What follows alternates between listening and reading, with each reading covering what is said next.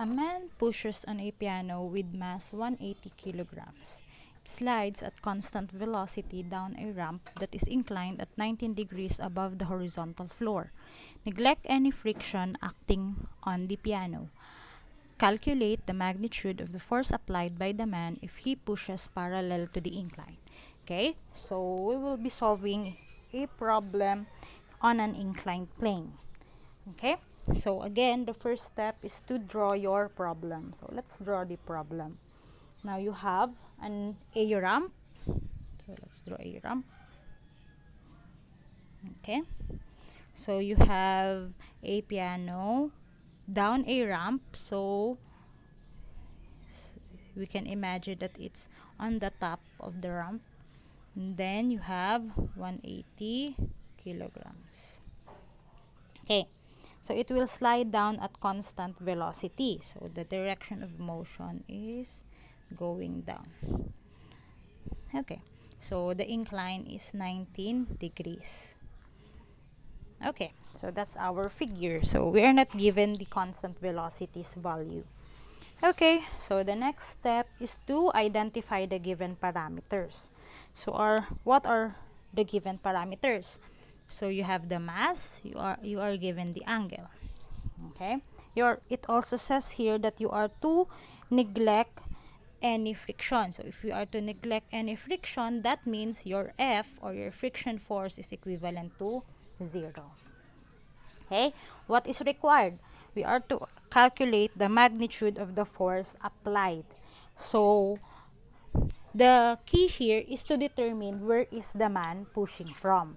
Now, we have two choices. It's either the man is pushing from this side or the man is pushing from this side. So, where is it? Now, by just looking at the problem, since it says here that it is sliding down a constant velocity, by using our analysis, we can say that the man is pushing from this side. Why? Because if he will be pushing from the top, the tendency of the box is to move further downwards. That is because of your Newton's laws, Newton's second law, which states that if you have another force, it will contribute to your acceleration. So since we want it to slide at a constant velocity, he should be pushing from the bottom. Okay, so we are asked to identify this force applied. So let's call this again pushing force P. Okay, so there you have now your given and your required. Let us now draw your free body diagram. So again, we draw first in your figure before transferring it to your free body diagram. So since this box is in contact with a surface, again we have to identify the forces that is existing on an object in contact with the surface. So let's first determine which one is the surface and which one is your ground. So since this is an inclined plane, this now will be your surface. And here, and this one will be your ground. This is very important because we will be using it as reference when drawing your normal force, your friction, and your weight. Okay, so let's now draw the weight first. So weight is perpendicular to the ground. So we have to make 90 degrees here. So therefore, this is the direction of your weight. Okay, so again, weight is always going down, and we can solve for the value of your weight because weight is equivalent to mass times acceleration due to gravity. So your mass is 180, the mass is 180 times 9.8, so 1764 newtons. Okay, another thing that we have to draw is your normal force. Now, normal force is 90 degrees to your surface or perpendicular to your surface, and it is always moving upward. So let's have a 90 degree angle here. This is your 90 degree angle. So let's just draw the normal force using that one. So this will be your normal force. Okay, another force that is existing is your friction force, and friction force is always parallel to the surface, and opposite the direction of your motion. So if the motion is moving down, then your friction force is moving up and parallel to the surface. So this is your friction force. But please take note that your friction force is equivalent to 0. So we may eliminate that one later on. Okay? So we have now considered all the forces involved in this problem. Let us now draw your free body diagram. Now in drawing your free body diagram for an inclined plane, we will be shifting, or we will be using your x and y axis, and we will let your x axis be the surface for us to easier determine the angles of your values. So drawing your inclined plane, if this will be your x, definitely this will be your y. Please take note that your x axis is always perpendicular with your y axis. Okay, so let us now draw your free body diagram. I'm gonna draw your coordinate system. Let's start with your P. So P is moving to the positive direction of X, or to the 0 degree angle. So P. Okay. Your friction force is also moving up. You have your F. Okay. Then your normal force is parallel with your y-axis. So y-axis. This will be your normal force. Then your weight, as you can see, if I will be moving this one downward, I can translate this one. It is in your third quadrant. So third quadrant. This will be your weight. Now for the angle of this force right here, or for the angle of your weight, the angle here is the same with the angle of your incline. So if your inclined plane is 19 degrees, therefore the angle here is also 19 degrees.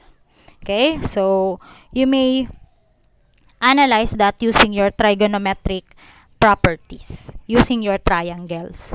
Okay, so for your pushing force, the angle is 0 degrees. The friction force angle is also 0 degrees. The angle of your normal force is 90 degrees. Then for your weight, we will be using your angles. So if this is 270, therefore 270 minus 19, you have 251. So the angle of weight is angle 251 degrees. Okay, you now have your free body diagram. Let us now identify the applicable Newton's laws of motion. So again, we have to look for your key terms. And as you can see in the problem, you have the key term here, constant velocity. So if it is in constant velocity, therefore this is undergoing your Newton's first law. So constant velocity. So this is first law. Okay, so the next step is to execute the solution. So we have to find the components of each force. Now for the components of each force, we can now discard your friction, because the floor is frictionless, and therefore the value of friction is 0. Let's just have P. So for your Px and then Py, so you have P cosine 0, P sine 0. Okay, and nx is n cosine 90, ny n sine 90. Then your weight, so you have wx, wy. Wx is w cosine 251, and then w sine 251. Okay, so calculating the angles, we will have here P 0, 0, n. Just refer to the other problem. Then cosine 251, that is negative 0.32. And then for wx, we have w, which is 1764, cosine 251. So, Wx is equivalent to negative 574.3. For Wy, 1764 sine 251. Negative 1667.89. Okay? The next one is to equate all the components of force. So let us now equate all the components. So let's start first with the component of x. So you have the summation of forces x equals 0.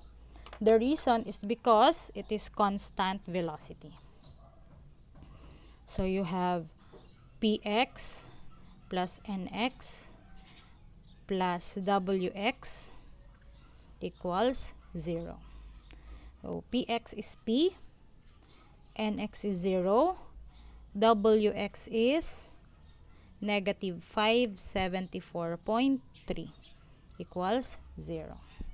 So therefore, your pushing force is equivalent to 574.3 newtons.